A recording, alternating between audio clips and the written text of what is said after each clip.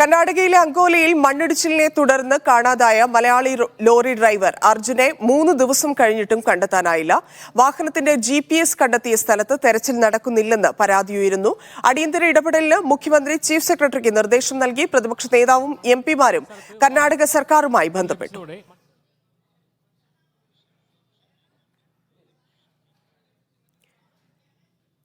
വിവരങ്ങളുമായി ഷംസീറും ഷഫീഖും ചേരുന്നുണ്ട്. ഷഫീഖ് നസ്രുള്ള അങ്ങോട്ടുള്ള യാത്രയിലുമാണ്. ഷഫീഖ് എത്താറായിട്ടുണ്ടോ? എന്താണ് ഇപ്പോൾ അവിടെ സംഭവിക്കുന്നതെന്നാണ് അറിയുന്നത്. നേരത്തെ കൂടുതൽ സംഘമൊന്നും അങ്ങോട്ട് രക്ഷാപ്രവർത്തനത്തിനായി എത്തിയിരുന്നില്ല. കാലാവസ്ഥ അനുകൂലമാണോ? എന്തൊക്കെയാണ് പുതിയ വിവരങ്ങൾ?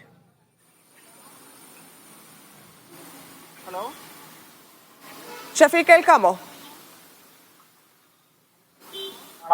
നടക്കുന്ന സ്ഥലത്ത് വലിയ കുന്നിടിഞ്ഞു വീണുണ്ടായ ഈ അപകട സ്ഥലത്ത് ഇപ്പോൾ മണ്ണ് നീക്കം ചെയ്യുന്ന പ്രവൃത്തിയാണ് പുരോഗമിക്കുന്നത്.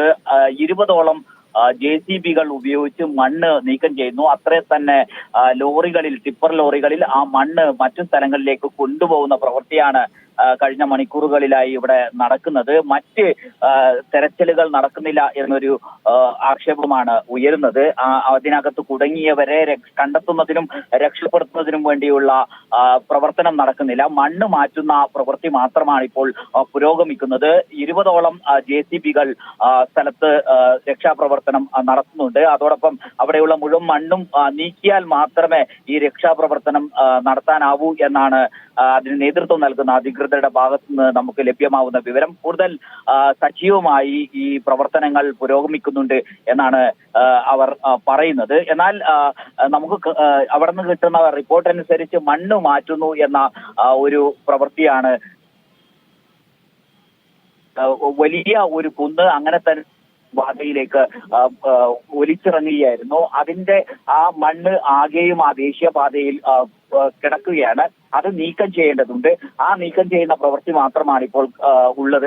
അവിടുന്ന് നദിയിലേക്ക് വലിയ രൂപത്തിൽ കുത്തിയൊലിച്ചു. അങ്ങനെ കുത്തിയൊലിക്കുന്ന സമയത്ത് ഈ ദേശീയപാതയിൽ ഉണ്ടായിരുന്ന വാഹനങ്ങൾ ഈ നദിയിലേക്ക് പറിച്ചിരിക്കാൻ അവിടെ നിന്ന് ഒഴുകിപ്പോവാനുള്ള ഒരു സാധ്യതയുമുണ്ട്. ഈ 2 രൂപത്തിലുള്ള പരിശോധനയും പുരോഗമിക്കുന്നുണ്ട്. ഈ കൂടുതൽ രക്ഷാപ്രവർത്തകർ എത്തിയാൽ മാത്രമേ വേഗത്തിലാവൂ എന്നാണ് നമുക്ക് മനസ്സിലാവുന്നത്. നാട്ടുകാരും തുടരാമോ?